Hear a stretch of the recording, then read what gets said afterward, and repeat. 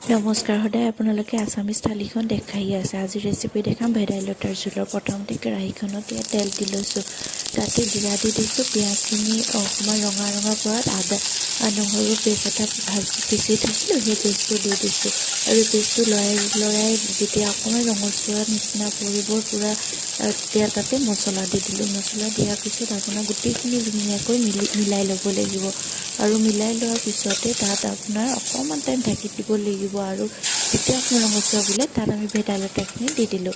ভেদাইলতাখিনি ভাজি অলপ শুকাবলৈ ঢাকোন মাৰি দিলোঁ আৰু চাব এয়া অকণমান শুকোৱা টাইপৰ হৈছে। তেতিয়া আমি গৰৈ মাছকেইটা দি দিলোঁ। যিহেতু আমাৰ ঘৰত দুজন মানুহ, সেইকাৰণে আমি কমকৈ বনাইছোঁ আৰু এয়া গৰম পানী দি অকণমান লৰাই পিনি আকৌ ঢাকোনখন মাৰি দিলোঁ আৰু সিজি ৰেডি হ'ল। আৰু এয়া চাবচোন কিমান ধুনীয়াকৈ মানে ভেদাইলতাৰ জোলকণ উতলি আছে, একদম খাওঁ লাগি গৈছে। আৰু নহৰু আদা দিয়াৰ পিছত জোলটো ইমানেই সোৱাদিত মানে হৈ গৈছে ক'ব নোৱাৰে।